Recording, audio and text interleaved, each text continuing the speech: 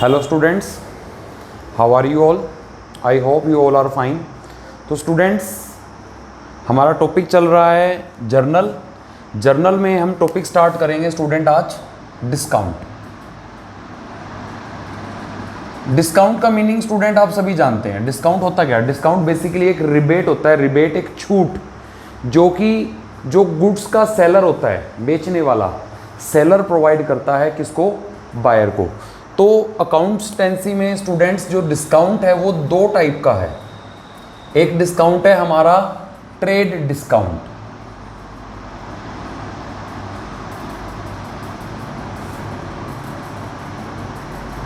And another is cash discount. तो student दो type का डिस्काउंट है, trade discount and cash discount. अगर हम बात करें इनके मीनिंग की, ट्रेड डिस्काउंट बेसिकली देखो नाम से ही है ट्रेड डिस्काउंट, व्यापारिक कटौती। अगर डिस्काउंट को आप हिंदी में जानोगे तो इसका मतलब होता है क्या? कटौती, मींस रिबेट। तो ट्रेड डिस्काउंट बेसिकली जो प्रोवाइड किया जाता है वो किसके लिए किया जाता है? इंक्रीज सेल्स, सेल्स को बढ़ाने के लिए। सेल्स को बढ़ाने के लिए बेसिकली ट्रेड डिस्काउंट का यूज करते हैं। ट्रेड डिस्काउंट आपको हमें इसकी बुक्स में कोई भी एंट्री रिकॉर्ड नहीं करते। No entry will be made in the books of account. तो स्टूडेंट ट्रेड डिस्काउंट को फिर हम कैसे रिकॉर्ड करेंगे? क्या करना है हमें अगर इसको रिकॉर्ड नहीं करेंगे तो स्टूडेंट इसके लिए बहुत सिंपल है। ट्रेड डिस्काउंट आपके क्वेश्चन में एक लिस्ट प्राइस होता है। लिस्ट प्राइस, लिस्ट प्राइस कभी भी आप देखोगे किसी शॉप पे गुड्स खरीदने जाते हो कोई भी चीज़, तो एक वो लिस्ट में से देख के बोलता है, या फिर इसको बोल सकते हैं लिस्ट या कैटलॉग प्राइस। कैटलॉग प्राइस होता है कि जो भी वहाँ पर जो आप दुकान पे जाते हैं तो, या फिर जैसे मान लो आप कपड़े खरीदने जाते हो और कपड़े खरीदने जाते हो उस पर जो भी प्राइस टैग लगा होता है, ठीक है, तो उसके हिसाब से उस पर क्या करते हैं, जो ट्रेड डिस्काउंट होता है वो सेल्स को बढ़ाने के लिए उस लिस्ट प्राइस का कुछ परसेंट जो सेलर होता है वो डिस्काउंट प्रोवाइड हमें कर देता है। तो उसके लिए क्या करना होता है, इसको जस्ट लिस्ट प्राइस आता है, लिस्ट प्राइस में से हम लेस कर देते हैं क्या चीज? Trade discount. और लिस्ट प्राइस में से ट्रेड डिस्काउंट लेस करके जो वैल्यू बचती है दैट इज नेट वैल्यू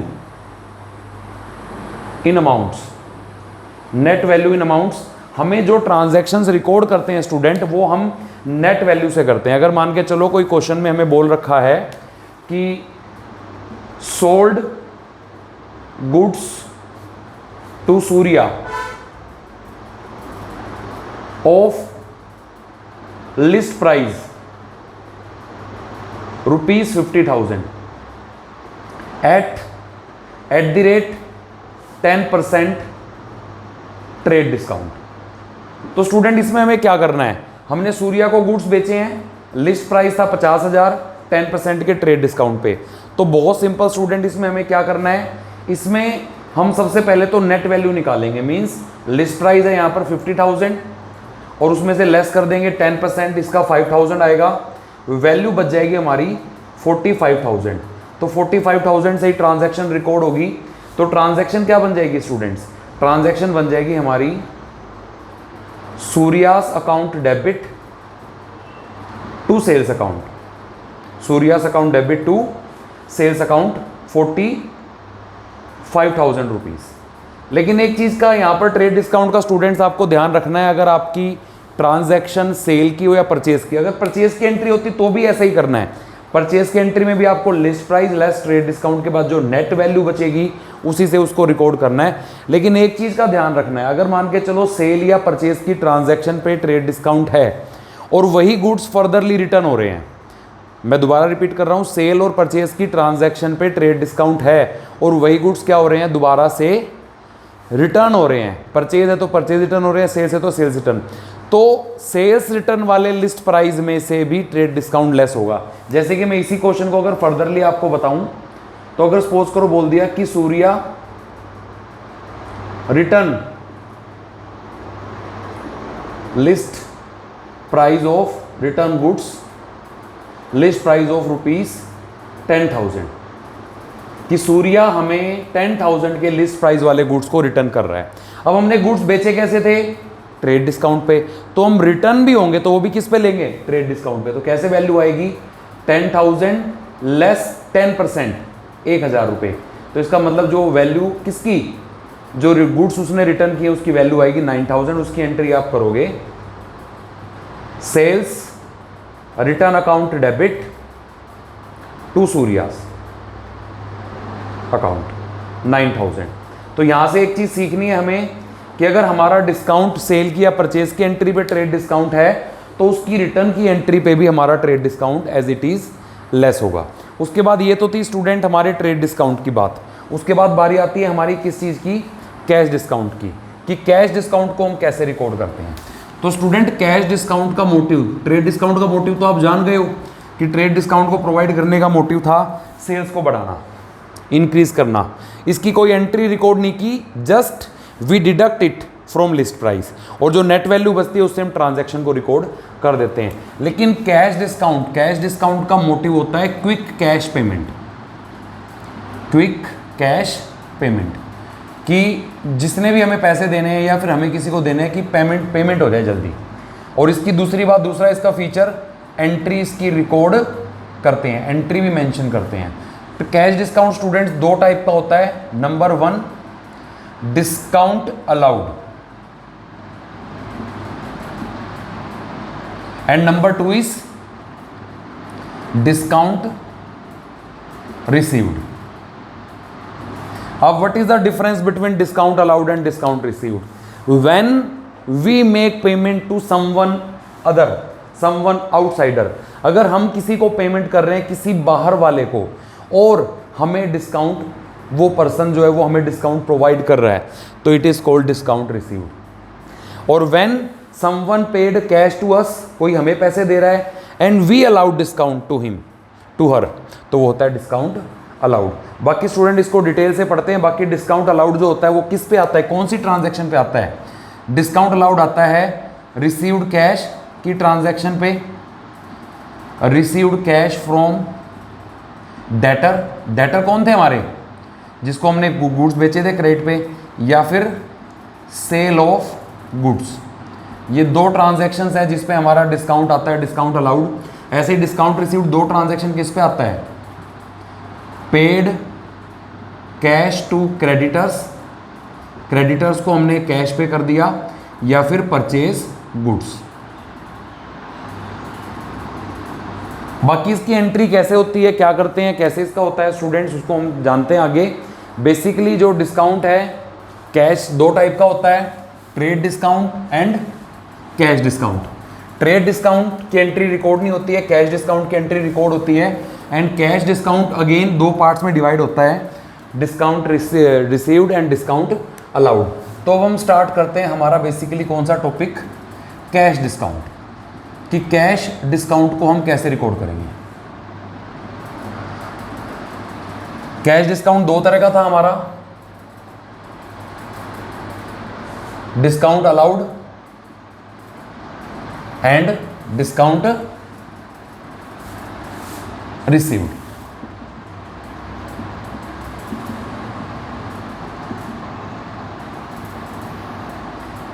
तो पहले डिस्काउंट अलाउड की बात करते हैं हम।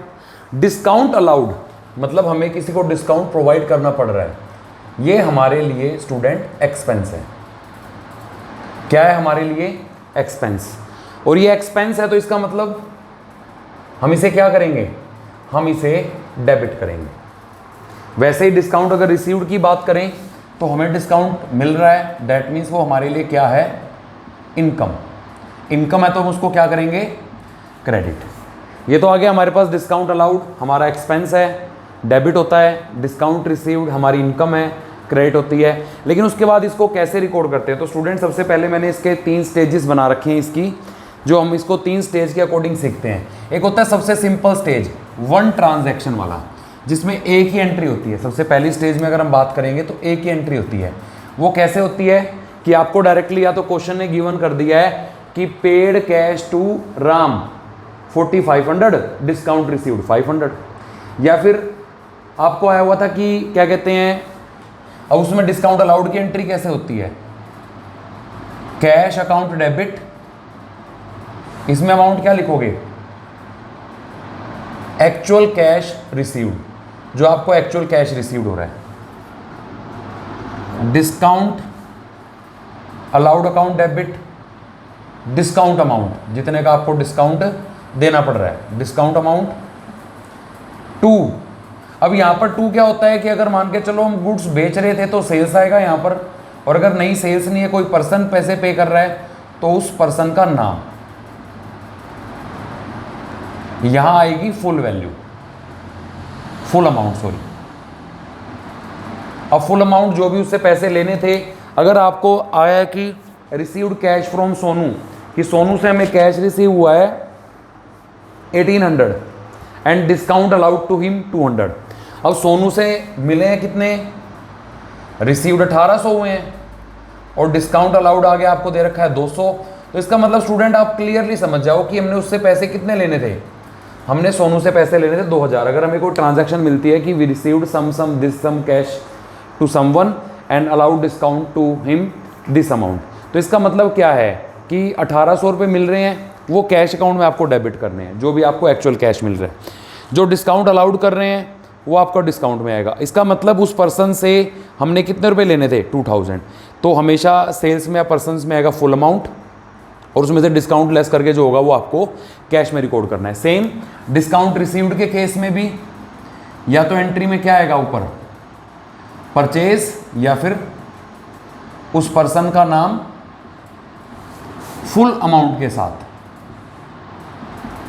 To cash account, actual paid amount,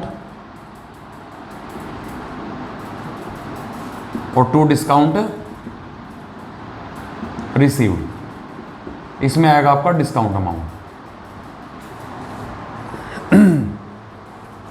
तो यहां पर भी है, जैसे मान के चलो ये आ गया paid cash to Monu, Monu को पे किया कैश कितना 4700 एंड रिसीव्ड डिस्काउंट, भाई कैश तो इतना दिया है 4700 और डिस्काउंट हुआ, डिस्काउंट रिसीव्ड हो गया 300। इसका मतलब उस पर्सन को हमने कितने रुपए देने थे, 5000। तो एंट्री हो जाएगी Sonu's account debit 5000 to cash 4700 to discount 300। तो स्टूडेंट ये था हमारा सबसे पहली स्टेज, जब डिस्काउंट को एक ही ट्रांजैक्शन में हम ओवर कर देते हैं, डिस्काउंट का एक ही ट्रांजैक्शन में हमारा काम चल जाता है। उसके बाद स्टूडेंट बारी आती है दो ट्रांजैक्शन की, मतलब जहां पर दो ट्रांजैक्शन होती है। नेक्स्ट स्टेज में क्या होगा, ट्रांजैक्शन होंगी कितनी, दो ट्रांजैक्शन में कैसे होगी, पहली ट्रांजैक्शन होगी सेल या परचेज की, और दूसरी ट्रांजैक्शन होगी पेमेंट करने की, जिसमें फुल सेटलमेंट भी वर्ड भी आता है। तो सबसे पहले ट्रांजैक्शन कर देंगे हम, डिस्काउंट अलाउड के केस में ट्रांजैक्शन होगी स्टूडेंट्स सेल की,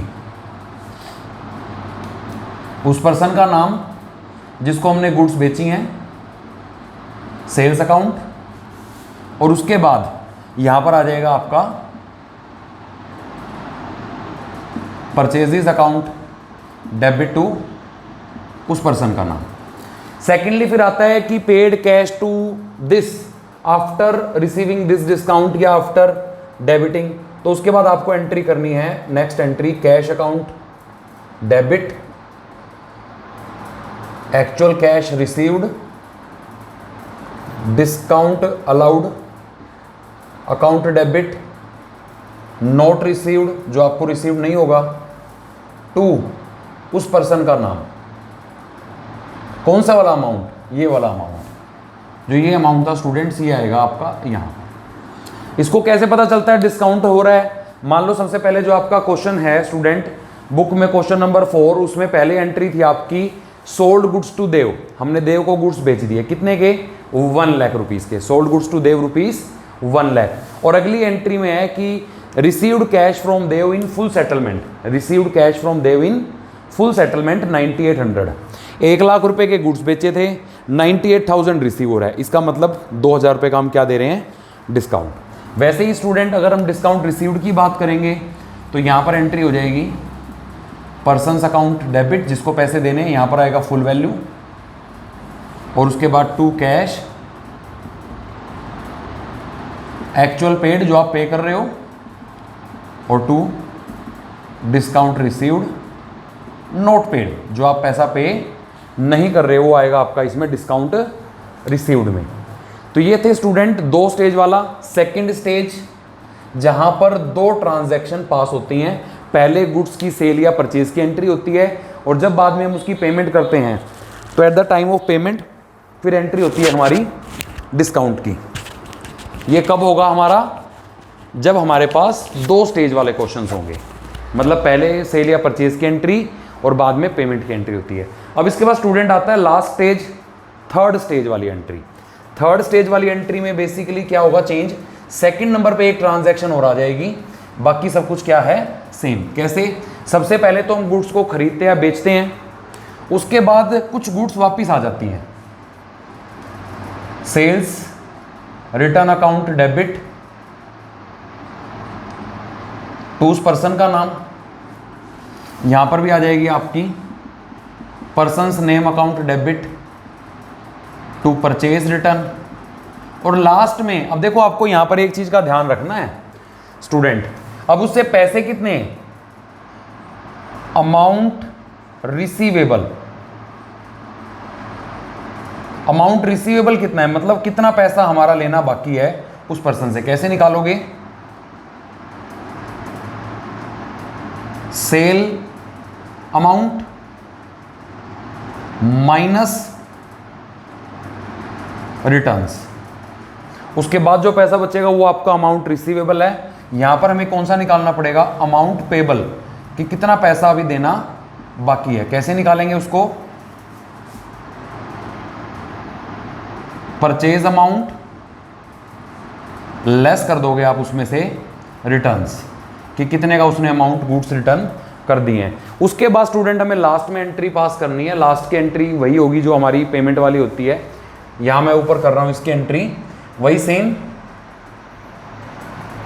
cash account debit, discount allowed account debit to person. अब टू पर्सन में कौन सा आएगा अमाउंट? अमाउंट रिसीवेबल, जो हमें उससे मिलना बाकी था।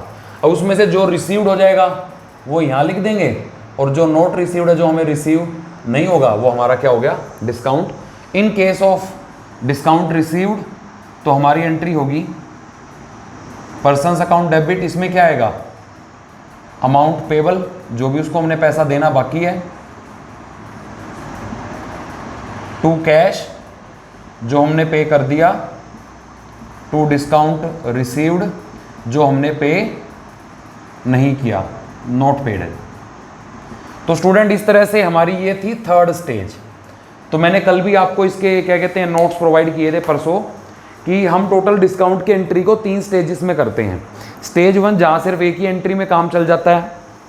स्टेज 2 जहाँ पर पहले एंट्री होती है परचेज की या सेल की, एंड सेकेंड एंट्री होती है पेमेंट रिसीव्ड या पेड की, जिसमें हम डिस्काउंट को शो करते हैं। उसके बाद आती है थर्ड स्टेज, जिसमें पहले एंट्री होती है सेल या परचेज की, बाद में एंट्री होती है रिटर्न्स की, और लास्ट में एंट्री होती है हमारी पेमेंट की। तो स्टूडेंट इस तरह से आप अपने जो डिस्काउंट वाले क्वेश्चन है उसको कर सकते हो। आपको देखना है क्वेश्चन में कि वो कौन सी ट्रांजैक्शन है। और एक चीज़ का ध्यान रखें, ट्रेड डिस्काउंट को सिर्फ लेस करना है, शो नहीं करना। लेस करके जो वैल्यू बचेगी नेट वैल्यू, उससे आपको ट्रांजैक्शन को रिकॉर्ड करना है। और अगर परचेज की ट्रांजैक्शन या सेल की ट्रांजैक्शन में ट्रेड डिस्काउंट है तो डेफिनेटली आपको उसकी रिटर्न की, अगर वही परचेज के बाद परचेज रिटर्न आ रहा है तो आपको उसमें से भी उस डिस्काउंट को माइनस करना है। और उसके बाद कैश डिस्काउंट रिकॉर्ड करते हैं, डिस्काउंट रिसीव्ड, जब हम किसी को पैसे देंगे तो होता है इनकम है, क्रेडिट होगा हमेशा। डिस्काउंट अलाउड, जब कोई हमें पैसे दे रहा है तो हम उसको डिस्काउंट अलाउड कर सकते हैं। इस तरीके से स्टूडेंट ये आपने टॉपिक करना है कंप्लीट। फिर भी कोई अगर आपको डाउट रह जाते हैं तो आप मुझे मैसेज कर सकते हैं। Thank you, have a nice day.